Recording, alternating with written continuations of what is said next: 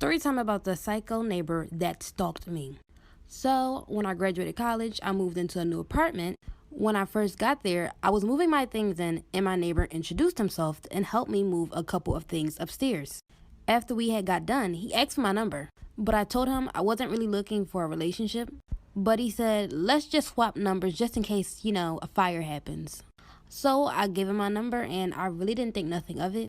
Maybe a week later, he starts knocking on my door and giving me gifts just about every day, like teddy bears and flowers. Then maybe about 2 weeks later, I told him to stop because I wasn't really interested in him. So the next day, I wake up to make coffee and take out trash. When I pass my living room, the teddy bear gift that my neighbor gave me makes a click noise. When I quickly rip the teddy bear open, it's a camera inside. Like for part 2 about the psycho neighbor that stalked me. So, like I said earlier, the teddy bear gift that my neighbor had gave me makes a clicking noise. When I quickly rip the teddy bear open, it's a camera inside, and I go into a panic mode. Out of nowhere, there's a knock on my door, and it's my neighbor. He says, "Good morning, it's me again. You left your trash too close to the curb, so I moved it for you." I realized that my door was still open, so I try to run over and lock the door, but he just opens it. I yell at him, telling him to get out. He closes the door behind him and says, "That's no way to talk to a neighbor." I start backing up. He looks over and sees that I ripped the teddy bear apart. I didn't know what else to do, so I just ran to my room. And he chases after me and pulls my hair. Like for part 3. Part 3 about the psycho neighbor that stalked me. So he comes in, I run into my room, and he chases after me. Before I could get up, he pulls onto my hair and starts dragging me towards the kitchen. I saw the coffee that I had made earlier, and I was able to pick it up and throw the hot coffee in his face. He starts screaming loud, and I took that chance to run into my room and lock the door. I immediately start calling the police, and from there, it sounded like he ran out of my apartment.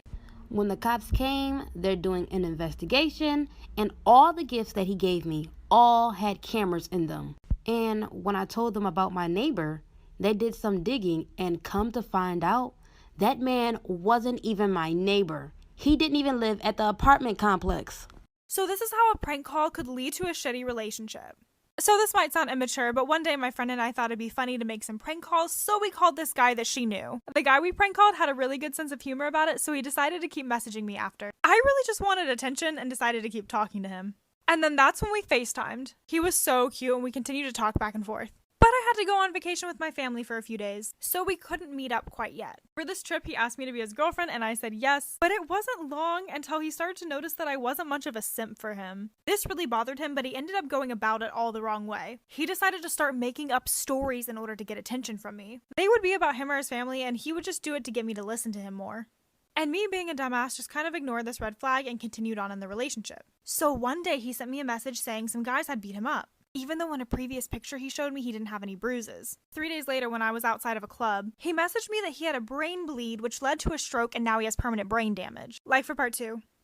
Part 2, a prank call might lead you to a shitty relationship. I literally stormed out of the club crying my eyes out. Straight up thought my boyfriend had severe brain damage. He told me this was a condition that he was going to have to spend the rest of his life with, and I cried until the morning. Once it got to the next day though, I kind of noticed that he was talking normally, he wasn't in the hospital, so I got really sus about it. So I decided to go ahead and text his mom through my mom's phone, just to check in and see how he was doing from her perspective. And she was like, "Oh, he's fine, it was just a little scare."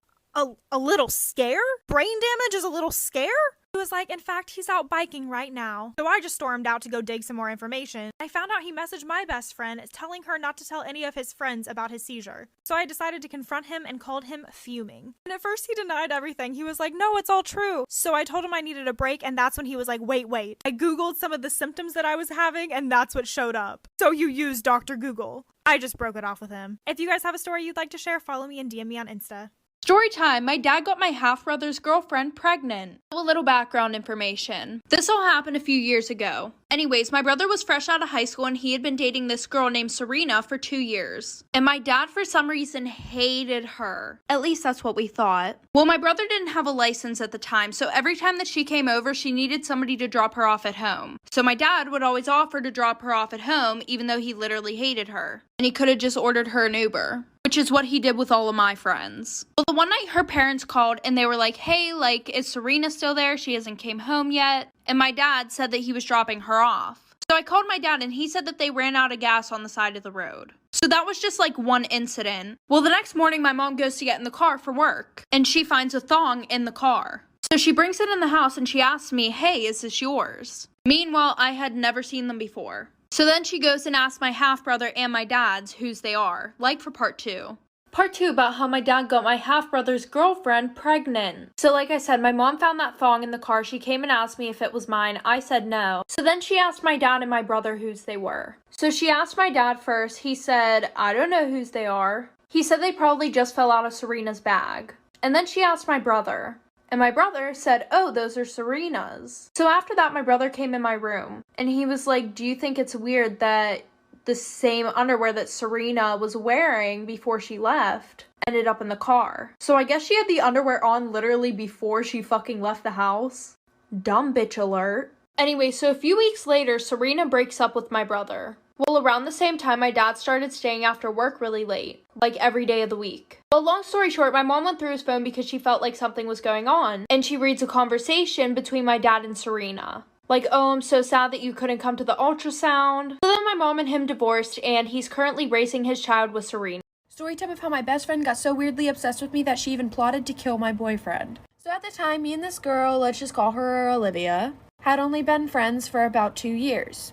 I mean, we really did everything together. We were with each other 24/7, and I mean, we were pretty good friends. But the only thing about our friendship is she did not like when I had other friends. I mean, she didn't have any other friends herself, but literally she would joke around about strangling my other friends because she didn't like when I gave my attention to anyone else. But honestly, I just thought of it as a joke. And then I started dating this guy, let's just name him Jacob. He was probably the sweetest guy I had ever met, and he was a real simp for me. So we started dating and about 4 or 5 months go by, and he started getting these texts from a random number. And it would always be cringy things like leave her or you die, get away from her, and stupid cringy threats. Then one night, me and him were just hanging out. Then he gets a text with his exact address saying he had till tonight to leave me or he wouldn't see another day. Then we hear a knock at the door. I'm running out of time, for part 2. Part 2 of how my best friend got so weirdly obsessed with me that she plotted to kill my boyfriend. So continuing on with the story, we heard a knock at the door and it ended up being her. And she said, oh, I'm just coming by to check on you and make sure you're okay. Mind you, we were at his house. And he looks at me like, what is she doing here? So I asked her to leave, and then she ends up getting so mad at me just because I asked her to give us alone time. So the night goes on, and then when I get home, she's in my room. At this time, my whole entire family was out of town, and I was the only one home. So I was like, oh, hey. It was literally just like a normal night, and then I go to shower, and when I get back out of the shower, she's gone. And then my boyfriend calls me, and he goes, why is Maddie here? She had this black mask on, but she's stupid enough to not realize that we know it's her. And I mean, we're being real here. She was my best friend at the time. So of course he's not going to call the police on her. But she had a knife in her hand. And he opens the door and he pins her against the wall. And then calls 911, I guess. And then to sum it up, when they get there, she tells them everything that she was going to do. And then they put her in a mental hospital. But she said that she was going to murder everybody that gets close. This is why you should never eat tasty cakes. And why I can't ever look at a coffee cake the same. So a couple years ago, my dad went to my uncle's house to come visit, but he was super hungry. He asked my uncle if he had any snacks. My uncle, of course, said yes. Then my dad went to his kitchen and saw that he had tasty cake coffee cakes. Boy, he was excited because my dad loves sweets.